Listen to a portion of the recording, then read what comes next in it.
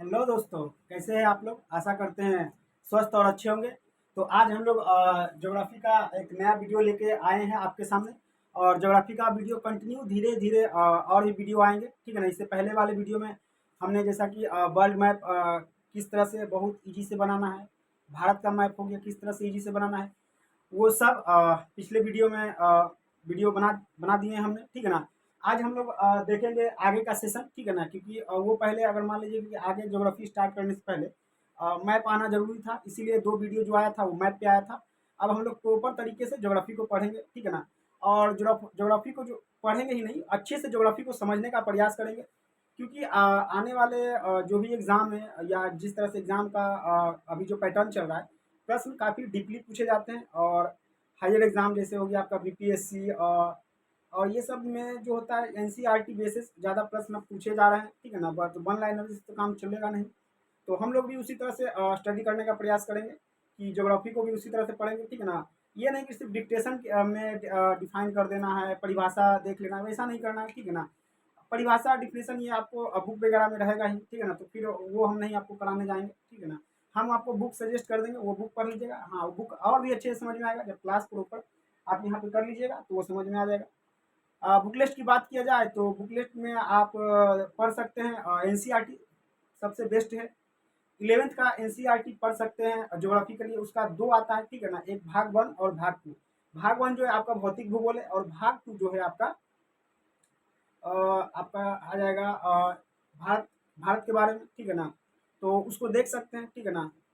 और अगर आपका ये 11th आप कर सकते हैं, ठीक है ना। अगर मान लीजिए जो शुरुआत कर रहे हैं ज्योग्राफी में, जिसका बेस थोड़ा सही करना है, तो 6, 7, 8 का भी आप ज्योग्राफी पढ़ सकते हैं। इसका ये इसमें नोट्स बनाने की कोई ज़रूरत नहीं है, इसमें बहुत ईजी सब दिया गया है, आसानी से आपको समझ में आ जाएगा। लेकिन बात अगर की जाए आपको 11th क्लास की ज्योग्राफी के लिए, तो इसमें थोड़ा सा समझने में थोड़ा सा टेक्निकल वर्ड होता है, ठीक है ना। तो इसको एक बार दो बार पढ़िए और उसके बाद क्लास कीजिए, क्लास दोनों को कंपेयर करके एक अलग सा नोट्स बनाने का प्रयास कीजिए, ठीक है ना। और जो चीज़ भी यहाँ पे कराएंगे आपको बुक में रहेगा, ठीक है। बुक पढ़ सकते हैं और बाकी क्लास में आप देख सकते हैं, ठीक है ना। तो चलिए भूगोल की बात करते हैं, ठीक है ना। और हम जो पढ़ेंगे भौतिक भूगोल को पढ़ेंगे, लेकिन भौतिक भूगोल पढ़ने से पहले ओवरऑल भूगोल के बारे में हम जान लेते हैं कि भूगोल आखिर कहेंगे किसको, भूगोल है क्या, भूगोल के बारे में, ठीक है ना। तो देखा जाए भूगोल का, अगर देखा जाए, देखिए और ये सब चीज़ पहले से ही हमने बोर्ड पे लिख लिया है, ताकि वीडियो जो है ज़्यादा लंबा ना जाए, ठीक है ना। कम समय में ज़्यादा से ज़्यादा चीज़ों को समझने पे फोकस किया जाए। देखिए भूगोल का 3 शाखा होता है, ठीक है ना। 3 शाखा में जैसे कि आप देख सकते हैं, ठीक है ना। यहाँ पे मैंने पहले से ही लिख चुका है, ठीक है ना। एक भौतिक भूगोल का शाखा है, ठीक है ना। क्या है? एक भौतिक भूगोल का शाखा है। एक आपका हो गया मानव भूगोल और एक हो जाएगा प्रादेशिक भूगोल, एक हो जाएगा प्रादेशिक भूगोल, ठीक है।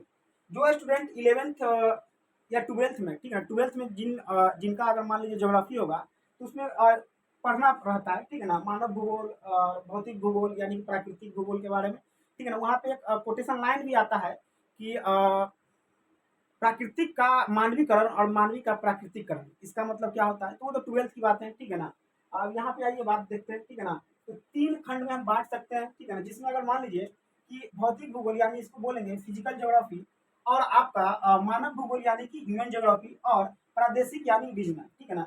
यानी ज्योग्राफी पढ़ने का मतलब है कि अगर ये तीनों जो भी शाखाएं हैं, ब्रांच है, अगर तीनों पे हम कमांड कर लेंगे तो ओवरऑल क्या होगा, ओवरऑल हमको ज्योग्राफी आ जाएगा, यानी कि पूरी तरह से हमको ज्योग्राफी समझ में आ जाएगा।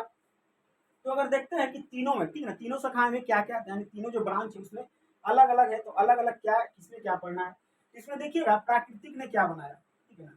यानी भौतिक भूगोल में हम देखेंगे कि प्राकृतिक, ठीक है ना, प्राकृतिक ने क्या बनाया है, ठीक है ना। और प्राकृतिक में किस तरह के परिवर्तन हो रहे हैं अब, जो और खुद ब खुद प्राकृतिक नेचर अपने आप में कर रहा है, उसको पढ़ेंगे, ठीक है ना। जैसा कि आपको पिछले वर्ल्ड मैप में आपने, ठीक है ना, दक्षिण अमेरिका बनाना तो सीख गए। देखिए ये आपके दक्षिणी अमेरिका है, ठीक है ना। इसके ऊपर उत्तरी अमेरिका आपको बताए थे। तो उसमें देखिएगा कि आप लोग ये भी पढ़ेंगे कि जो अभी 5 महादेश है लगभग, 7 या, ठीक है ना। तो जो भी मान लीजिए उत्तरी अमेरिका, दक्षिणी अमेरिका, आपका एशिया, यूरोप, ऑस्ट्रेलिया, अफ्रीका, ये सब एक ही खंड था, ठीक है ना। पेंजिया पेंजिया नामक, ठीक है ना। बाकी सब टूटा। तो ये सब क्या है, एक तरह से प्राकृतिक घटनाएं, जिससे क्या हुआ, इसको कह सकते हैं, ये सब आपको आ जाएगा फिजिकल ज्योग्राफी में। उसी तरह से समझिए कि उत्तरी अमेरिका यहाँ पे आप देख सकते हैं, ठीक है ना। सॉरी ये दक्षिणी अमेरिका है, उत्तरी अमेरिका में तो रॉकीज हो जाएगा। यहाँ पे एंडीज पर्वत है, तो एंडीज पर्वत बना होगा कैसे, तो देखिए एक नाजिका प्लेट है, ये क्या है नाजिका, ये नाजिका प्लेट है, ये इससे टकराई होगी तो यहाँ एक पर्वत का निर्माण हुआ है, ठीक है ना। तो ये सब जो घटनाक्रम है आपका किस में आ जाएगा, ठीक है ना, भौतिक भूगोल में आ जाएगा, ठीक है। तो भौतिक भूगोल में इस तरह के बहुत सारे घटनाओं को देखेंगे जो प्राकृतिक ने बनाया है। उसी तरह मानव भूगोल में हम देखेंगे कि प्राकृतिक में जो चीज पहले से है उसमें मानव ने क्या बदलाव किया, यानी मानव ने क्या बदलाव किया, ठीक है। एक छोटा सा एग्जाम्पल के तौर पर यहाँ पे देख सकते हैं, ये आप देख रहे हैं ये अफ्रीका है, और अफ्रीका को बहुत सारे खंडों में लोग, ठीक है ना, अपने सुविधा अनुसार, जैसे कि राज्य में, ठीक है ना, एक सीमा होता है, बॉर्डर में बांट लिया गया है, ठीक है ना, इस तरह से। और भी समझिएगा, तो अगर मान लीजिए अगर ये भारत को अगर इस तरह से देखा जाए, अगर मान लीजिए यहाँ पे अगर हम भारत का एग्जाम्पल लें, ठीक है ना, तो भारत का अगर एग्जाम्पल लें तो भारत चलिए शॉर्ट में बनाते हैं छोटा सा।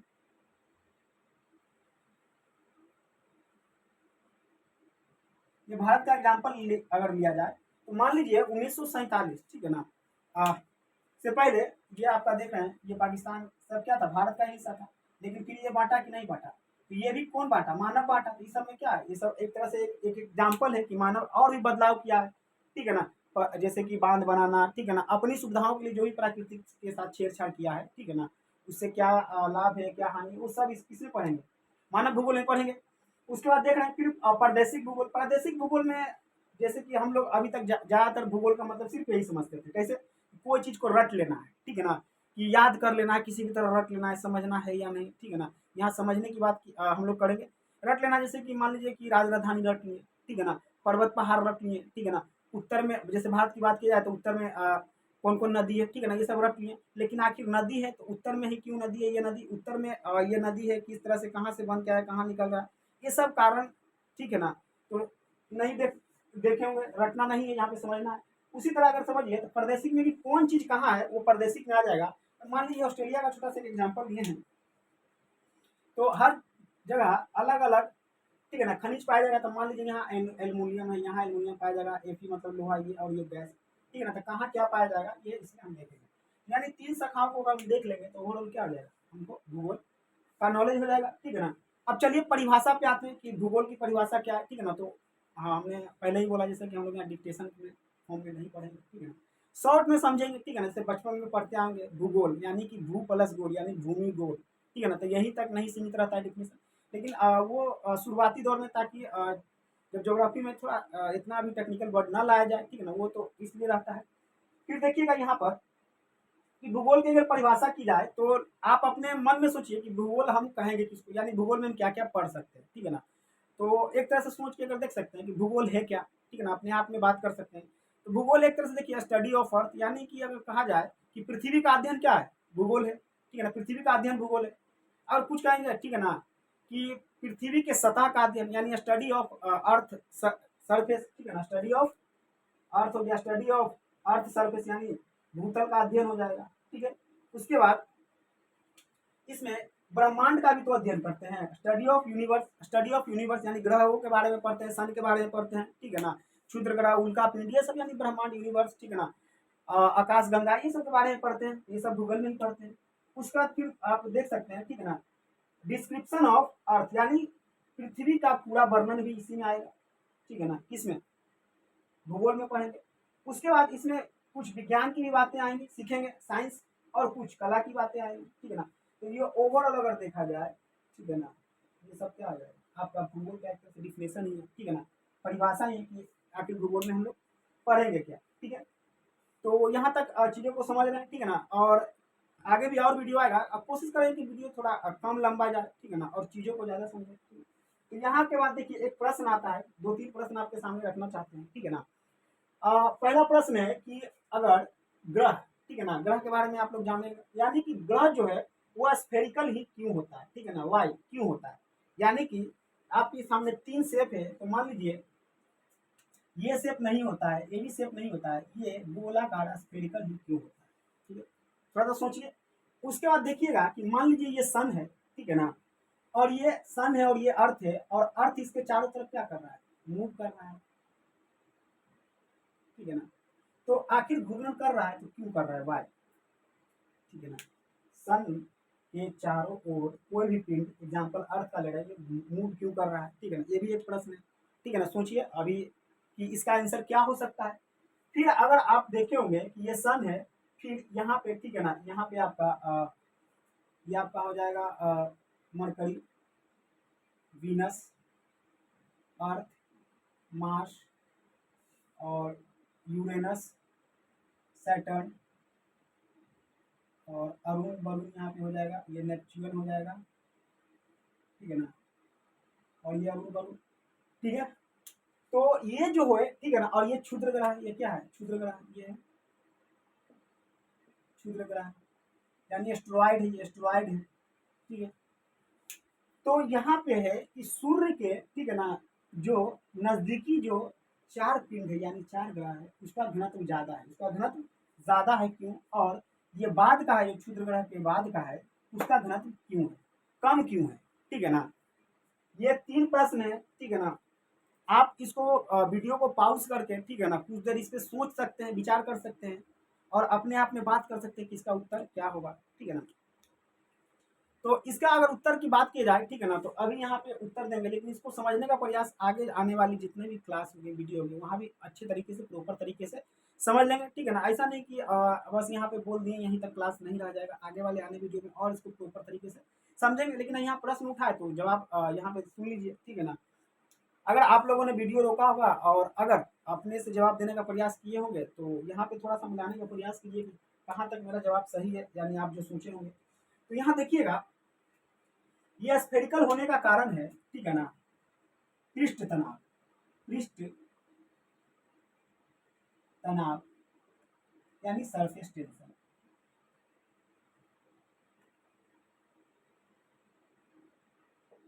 सरफेस टेंशन, ठीक है। यानी कि कोई भी ग्रह, ठीक है ना, पृष्ठ तनाव के कारण गोलाकार हो जाता है, सरफेस टेंशन के कारण। क्योंकि देखिएगा कि अगर कोई पानी का बूंद, ठीक है ना, कोई भी अगर पानी का बूंद, ठीक है ना, अगर उसको फ्रीली अगर छोड़ दिया जाए, स्वतंत्र छोड़ दिया जाए, अगर वो गिरे, ठीक है ना, तो एक क्या होता है, गोलाकार बूंद का आकार लेकर वो क्या करता है, नीचे गिरता है। इससे बारिश का बूंद भी क्या गिर रहा है, गोलाकार गिर रहा है, ठीक है ना। तो आप कहिएगा अच्छा अर्थ तो लेकिन ठोस है, पानी कैसे। तो शुरू शुरू में अर्थ जो था, ठीक है ना, शुरू शुरू में अर्थ, ठीक है ना, आगे वाले क्लास में हम और डिटेल में समझेंगे जब अर्थ, ठीक है ना, पृथ्वी का उत्पत्ति कैसे हुआ, तो वहाँ पे आप समझ जाइएगा, ठीक है ना। यहाँ थोड़ा सा आप चीज़ों को सिर्फ इतना याद रखिए कि शुरू में अर्थ भी उसी तरह से था, ठीक है ना, बाद में ठंडा होते होते होते होते वो ठोस बनता है, ठीक है ना। आखिर गोलाकार इसलिए होता है कि कोई भी चाहता है कि जो सरफेस टेंशन है वो क्या हो, कि कम हो, तो गोलाकार जो होगा इसमें क्या होगा, गोलाकार आकृति में क्या होगा, सरफेस टेंशन सबसे कम होगा। सरफेस टेंशन होता क्या है, ठीक है ना, हालांकि आपको पता होगा, अगर मान लीजिए कि स्टूडेंट को नहीं पता तो यहाँ पे देख सकते हैं कि अगर ये कोई गोलाकार है, ठीक है ना, यहाँ पे केंद्र में एक बल लगता है, ठीक है ना, एक बल लगता है जो ये सरफेस को, ठीक है ना, खींचने का काम करता है, यानी इसको एक प्रॉपर शेप में बनाने का काम करता है। इसको क्या बोलते हैं, सरफेस टेंशन, ठीक है। आप कभी कभी देखे होंगे कि, ठीक है ना, ग्लास में पानी भरते होंगे, ठीक है ना, अगर मान लीजिए आपके पास कोई ग्लास है, ये ग्लास है और इसमें पानी भरे हैं, तो देखे होंगे कभी कभी, ठीक है ना, जो पानी है और इसको लबालब अगर भरिएगा और थोड़ा ध्यान से भरिएगा, तो थोड़ा सा उभार इसमें आता है, पानी में थोड़ा सा उभार जरूर आता है, ठीक है ना। ताकि उभार क्यों आ गया, यही कारण उभार आने का, सरफेस टेंशन, ठीक है ना, सरफेस टेंशन, ठीक है। फिर उसी कारण देखिएगा कि उस समय पृथ्वी तो क्या थी, पूरी तरह से ठोस उत्पत्ति के समय नहीं थी, धीरे धीरे ठंडा हुआ तो वो ठोस हुआ। लेकिन ये क्या हुआ कि सूर्य के चारों ओर, ठीक है ना, घूम रहा था, घूमने की वजह से क्या हुआ कि दो गो फोर्स एक बाहर की ओर लगे, ठीक है ना।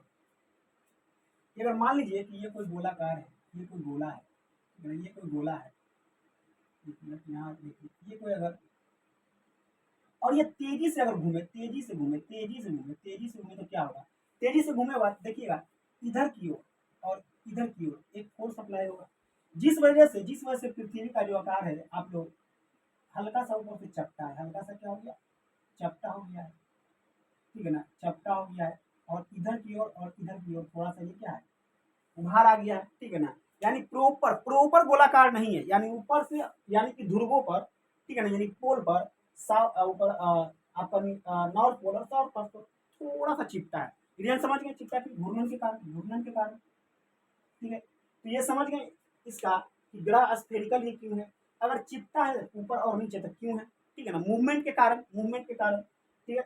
आगे और इसको डिटेल में देखेंगे, ठीक है ना। अगला प्रश्न पे आते हैं कि कोई भी पिंड या कोई भी अर्थ सन के चारों ओर क्यों घूम रहा है, ठीक है ना, क्यों घूम रहा है, इसका जवाब सोचेंगे। ज्यादातर स्टूडेंट का तो एक ही जवाब होगा, ग्रेविटेशनल फोर्स, ठीक है ना, यानी गुरुत्वाकर्षण, यानी सन का खुद का गुरुत्वाकर्षण होगा, जिस वजह से क्या होता है कोई पिंड उसके चारों ओर घूमता है, ठीक है। तो यहाँ तक तो पढ़ेंगे, लेकिन थोड़ा सा यहाँ से थोड़ा सा और टेक्निकल करके सोचना पड़ेगा। अच्छा, अगर मान लीजिए ग्रेविटेशनल फोर्स है, तो ग्रेविटेशनल फोर्स तो चीजों को खींचेगा, ठीक है ना। तो अगर ये सही में ग्रेविटेशनल फोर्स लगता है, तो अगर मान लीजिए इसको अगर थोड़ा सा एक्सप्लेन करना हम चाहें, तो यहाँ से हम कर सकते हैं कि क्यों ग्रेविटेशनल फोर्स कर रहा है, क्योंकि सन का जो निर्माण होगा 99.8% जो भी माल होगा, कहने का मतलब जो कच्चा माल होगा, पदार्थ होगा, इसी में चला गया होगा, बाकी 2% से अन्य ग्रह बना होगा। इसका यानी कि ज्यादा इसमें है, तो इसका डेंसिटी यानी कि ये ज्यादा है, तो इसका ग्रेविटेशनल फोर्स यानी मास ज्यादा, ग्रेविटेशनल फोर्स भी ज्यादा होगा, ठीक है ना। तो आप लोग सोच रहे होंगे इस वजह से क्या हो रहा है, घूम रहा होगा, लेकिन सिर्फ इस पे एक ही फोर्स नहीं अप्लाई हो रहा है, ठीक है ना, इस पे 2 फोर्स अप्लाई हो रहा होगा। अभी तुरंत इसको समझ लेंगे। अगर मान लीजिए ग्रेविटेशनल फोर्स के बारे में अगर हम सोचते हैं, तो मान लीजिए कि आप लोग चुंबक देखोगे, एक चुंबक है, ठीक है ना, नॉर्थ पोल साउथ पोल, एक और चुंबक है आपका नॉर्थ पोल साउथ। तो मान लीजिए दोनों चुंबक एक दूसरे पे, ठीक है ना, क्या करेगा, अट्रैक्ट करेगा, तो क्या होगा, ये तो नेक्स्ट में देखिएगा कि चुंबक तुरंत सट जाएगा एक दूसरे से, क्या हो जाएगा, चिपक जाएगा कि नहीं चिपक जाएगा, साउथ पोल नॉर्थ पोल, यहाँ पे नॉर्थ और साउथ, ठीक है ना। तो अगर ऐसा है, ग्रेविटेशनल फोर्स अगर लगता तो ये तो घूमता नहीं, ये तो सीधा इस सन में जाकर घुस जाता या चिपक जाता, समझ में आ रहा।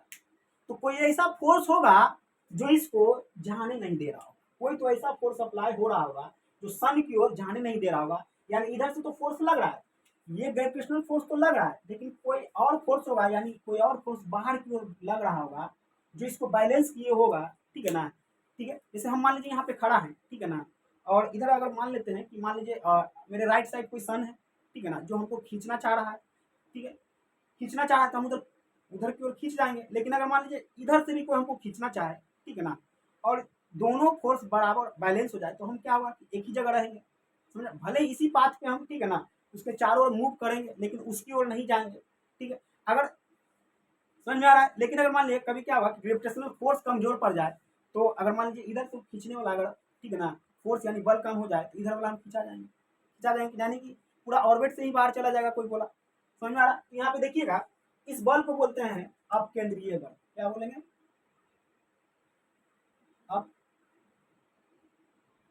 अपकेंद्रीय बल, ठीक है, अपकेंद्रीय बल, यानी कि अगर कोई पिंड यानी कोई अर्थ या कोई सन के चारों तरफ घूम रहा है, उसके पीछे 2 फोर्स लग रहा है, ठीक है ना, कितना फोर्स लग रहा है, 2 फोर्स लग रहा होगा, ठीक है। आपका अपकेंद्रीय यानी सेंट्रीफ्यूगल फोर्स, कौन सा फोर्स, अपकेंद्रीय यानी कि सेंट्रीफ्यूगल फोर्स लग रहा होगा, ठीक है ना, जो बैलेंस किया होगा। अगर मान लीजिए कि अगर कोई ऐसा फील्ड हो जिसमें सूर्य के ग्रेविटेशनल फोर्स कम हो जाए और अपकेंद्रीय बल ज्यादा रहे, तो क्या होगा, इसके ऑर्बिट से बाहर निकल जाएगा कि नहीं निकल जाएगा, ठीक है ना? और जितना तेज अगर कोई घूमेगा, उसका अपकेंद्रीय बल उतना ही ज्यादा लगेगा। जैसे आप लोग सर्कस वगैरह में देखेंगे, मौत के कुआं में देखते होंगे, मौत के कुआं में बाइक चलाता है, ठीक है ना, गिरता क्यों नहीं, गिरता नहीं इसीलिए क्योंकि तेजी से चला रहा है, ठीक है ना। उस पे क्या हो रहा है कि आपका, ठीक है ना, अपकेंद्रीय बल अप्लाई हो रहा है, जिस वजह से क्या हो रहा है कि नहीं गिर रहा है, ठीक है। अच्छा, एक और एग्जांपल से समझते हैं। मान लीजिए ये कोई मान लीजिए ये कोई स्टिक है छोटा सा, और कोई बॉल लेनी है, ठीक है ना, कोई बॉल लेनी है।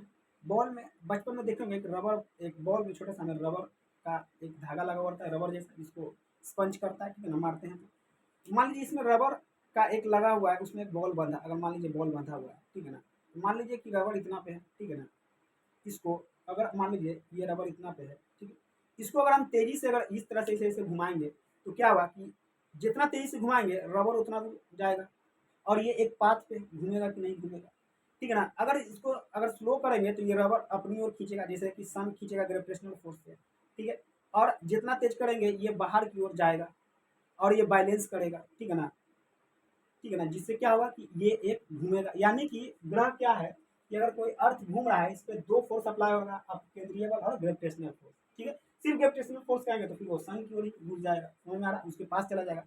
तो मूव करने का कोई सवाल ही नहीं उठता है। ठीक है, चलिए दो प्रश्न का आपको आंसर मिल गया होगा। चलिए आप तीसरा पे आते हैं। ठीक है ना, तीसरा पे आते हैं। आप सोचिए कि आपने इसका आंसर क्या सोचा था। ठीक है ना, कि इसका घनत्व ज्यादा क्यों है। ठीक है ना, इसको बोलते हैं, ठीक है ना, डेंसिटी डिफरेंशिएशन। ठीक है ना, डेंसिटी डिफरेंशिएशन के कारण। ठीक है ना, डेंसिटी डिफरेंशिएशन, डेंसिटी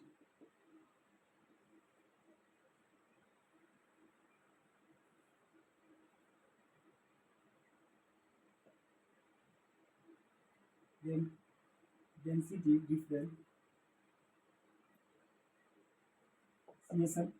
यानी कि घनीभूतीकरण। ठीक है ना, घनीभूतीकरण। ठीक है ना, यानी कि घनीभूतीकरण।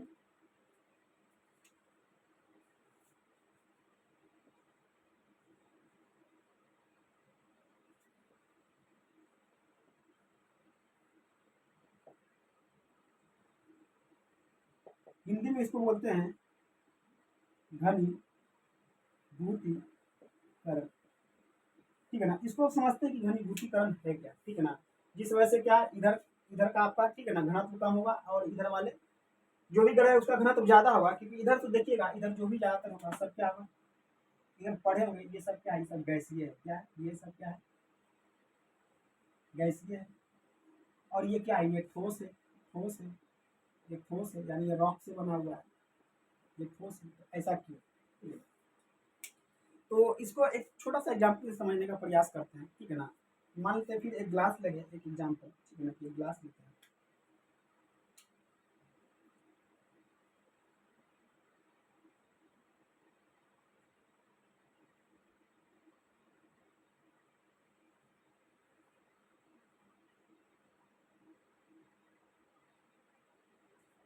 एक ग्लास लेते हैं और इसमें तीन चीज डालेंगे। ठीक है ना, इसमें तीन चीज डालेंगे।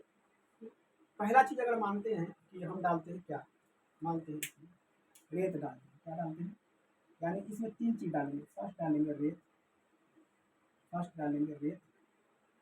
तो रेत किससे बना होता है, SI सिलिका प्लस एल्यूमिनियम का मात्रा होता है रेत बनने में। ठीक है ना, और इसका डेंसिटी ज़्यादा होता है। ठीक है ना, रेत डालेंगे और क्या डालेंगे इसमें, सेकेंड डालेंगे मान लीजिए पानी, पानी और थर्ड डालेंगे ऑयल, यानी कि तेल। इसको डाल देंगे, इसको डाल देंगे और मान लीजिए कि ये सब चीज इसमें डालने के बाद अच्छे से इसको मिक्स कर देंगे। ठीक है ना, मिक्स कर देंगे और इसको कुछ देर छोड़ देंगे। तो कुछ देर छोड़ने के बाद देखिएगा कि जो आपका रेत होगा, ठीक है ना, रेत यहाँ पे जमेगा।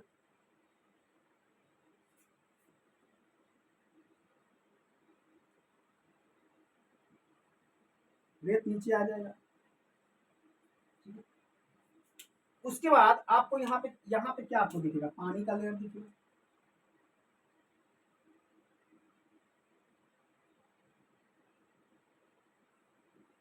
और सबसे ऊपर क्या दिखेगा, सबसे ऊपर आपको ऑयल दिखेगा, तेल दिखेगा, तेल।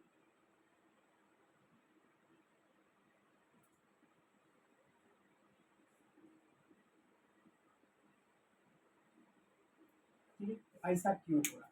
ठीक है, ऐसा क्यों हो रहा है, देख सकते हैं लेयर में बट नहीं बट। अच्छा, तो यहाँ पे ठीक है ना, ये चीज ऐसा क्यों हुआ देख सकते हैं आप। ठीक है, कि अगर ये, क्योंकि ये ज्यादा भारी है, ठीक है ना, इसका डेंसिटी ज्यादा है, तो यानी कि यहाँ पे ये नीचे कोई भी चीज नीचे बैठ रहा है इस ग्लास में, किसके कारण ये नीचे बैठ रहा है, किसके कारण, ग्रेविटी यानी कि गुरुत्व के कारण, गुरुत्व के कारण, गुरुत्व के कारण। ठीक है ना, देखिए हम तो तीनों चीज समान रूप से डाल के इसको सेक कर दिए थे, यानी मिला दिए थे, कुछ देर छोड़ दिए। ऑलरेडी धीरे धीरे ये, ठीक है ना, यानी कि अलग अलग डेंसिटी के हिसाब से बांटी गया। ठीक है ना, अगर पानी में देखिएगा तो पानी से ज्यादा, ठीक है ना, घनत्व डेंसिटी रेत का है तो नीचे चला गया। ठीक है ना, तेल का जो है वो आपका पानी से कम है तो पानी के ऊपर तैर रहा है। इस तरह से चेंज हो गया कि नहीं, बट गया कि नहीं बट गया। उसी तरह समझिए, अगर ये घनीभूतीकरण इसी तरह से कि अगर पदार्थ होगा घूम रहा होगा, लेकिन ग्रेविटेशनल फोर्स के कारण, ठीक है ना, जो भारी कण होगा, जो ठोस होगा, वो सन के पास आ जाएगा ग्रेविटेशनल फोर्स के कारण। और जो हल्का होगा, गैसीय होगा, उससे थोड़ा सा दूर होगा। जैसे अगर इसी को समझते हैं कि अगर मान लीजिए इस गिलास को इस तरह से अगर हम सुता देंगे, अगर नहीं तो अगर यहाँ पे देखिए, अगर यहाँ पे अगर इस चीज को यहाँ पे अगर सन होगा, वही चीज यहाँ पे अगर ऐसा देखने में लग रहा है कि नहीं, अगर इस गिलास को अगर इस तरह से अगर इसे कर दें या इस तरह से इसे कर दें, देख रहे हैं कि इस तरह से ये ठोस वाला एक पिंड यहाँ पे रहेगा और उसके बाद ये उससे कम घनत्व और सबसे कम घनत्व, समझ रहे हैं ना। तो इसी तरह से कुछ हमारे ब्रह्मांड में कुछ हुआ होगा, ठीक है ना, जिस वजह के कारण धीरे धीरे ग्रेविटेशनल फोर्स के कारण ये जो ठोस है यानी जो रॉक्स वगैरह है, ये सन की ग्रेविटेशनल फोर्स के कारण वो उसके नीचे यानी उसके नजदीक आ गया। और ये लोग ये तो क्या है, ये हल्का है, जिसके कारण क्या हुआ, ये अलग एक अलग पेटी जैसा बन गया है, ठीक है, जैसे यहाँ पे यहाँ देख सकते हैं, ठीक है ना। तो इसका भी आपको आंसर मिल गया होगा घनीभूतीकरण के कारण, ठीक है ना। इसके बाद भी और चीजों को देखेंगे, ठीक है, चलिए।